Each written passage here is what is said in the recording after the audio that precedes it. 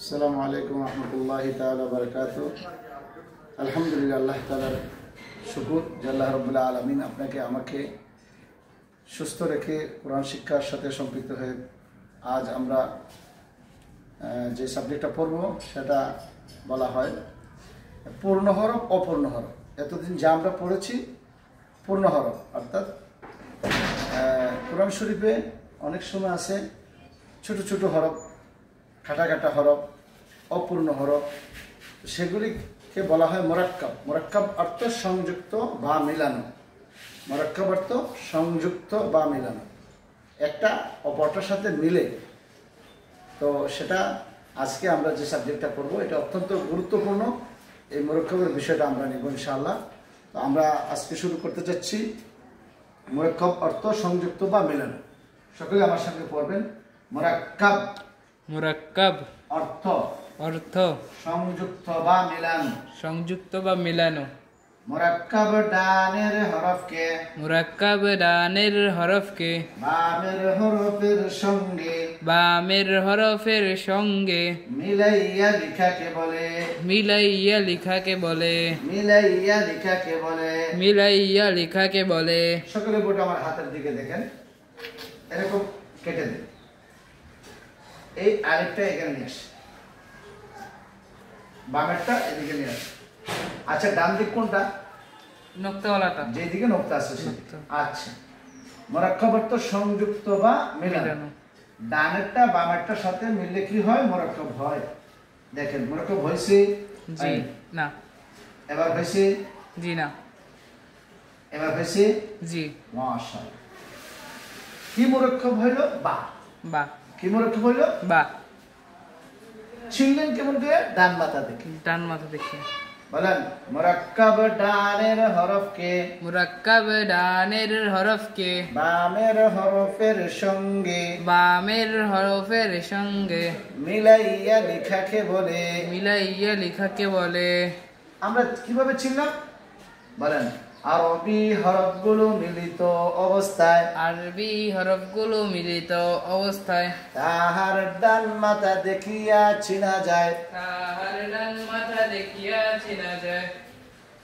আরবি হরফগুলো মিলিত অবস্থায় তাহার ডান মাথা দেখিয়া চিনা যায়। মনে করেন একজন মানুষ রাস্তা দিয়ে যাচ্ছে, আপনি জানালাতে দেখছেন, তার শুধু চেহারাটা দেখছেন। এই চেহারাটা দেখা মাত্র তাকে পরিচয় করে নিতে পারছেন যে এই যে সেই আব্দুল্লাহ ভাই, সে আব্দুর রহমান ভাই, হ্যাঁ, এই যে আমার হুজুর, এই যে উনি আমাদেরকে এ করতো। তো সেই জন্য চেহারা দেখলেই চেনা যায়। আরবি হরফগুলো যখন, বর্ণগুলো যখন একটা অপরটার সাথে মিলে, তো ডান মাথা দেখিয়ে চেনা যায়। আর এই যে দেখতেছেন, এটাকে আমরা নোরানি পরিভাষায় দাঁত বলে থাকি। এটাকে দাঁত বলে থাকি। কি দাঁত? এরকম থাকলে এক দাঁত, এরকম থাকলে দুই দাঁত, এরকম থাকলে তিন দাঁত। তো আমরা এটাকে কি বলি? দাঁত। আসেন,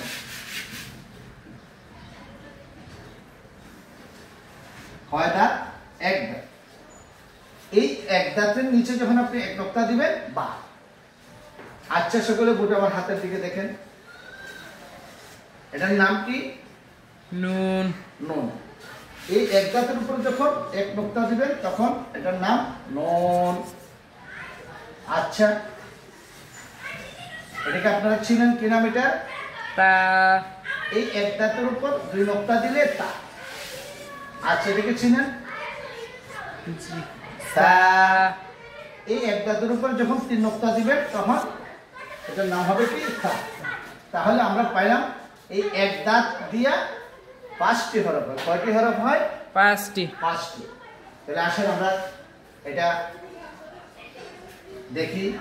এক নোক্তা নিচে দিলে বা, এক নোক্তা নিচে দিলে বা, এক নোক্তা উপরে দিলে নুন, এক নোক্তা উপরে দিলে নুন, দুই নোক্তা নিচে দিলে ইয়া, দুই নোক্তা নিচে দিলে ইয়া, উপরে এক নোক্তা দিলে নুন, উপরে এক নোক্তা দিলে নুন, উপরে দুই নোক্তা দিলে তা, উপরে দুই নোক্তা দিলে তা, উপরে তিন নোক্তা দিলে তা।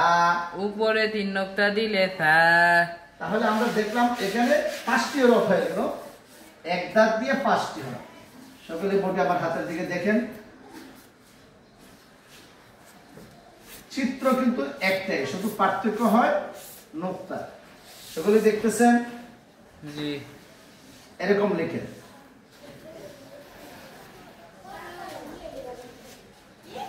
কয়টি লিখলেন? 4টি। এখন কয়টি হলো? 5টি।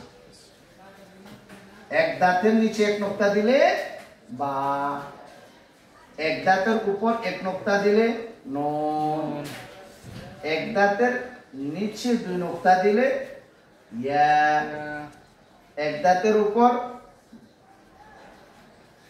2 নোক্তা দিলে তা, এক দাঁতের উপর 3 নোক্তা দিলে ফা। তা। মাশাআল্লাহ। তো আমরা দেখতে পাচ্ছি এখানে 5টা, অর্থাৎ শুধু পার্থক্য নোক্তার। পার্থক্য কিসের? নোক্তার। এক নোক্তা নিচে দিলে বা, এক নোক্তা নিচে দিলে বা, উপরে এক নোক্তা দিলে নুন, উপরে এক নোক্তা দিলে নুন, নিচে 2 নোক্তা দিলে ইয়া, নিচে 2 নোক্তা দিলে ইয়া, উপরে 2 নোক্তা দিলে তা, উপরে 2 নোক্তা দিলে তা, উপরে 3 নোক্তা দিলে তা। উপরে 3 নোক্তা দিলে ফা। তাহলে আমরা পাইলাম এক দাঁত দিয়া 5 হরফ।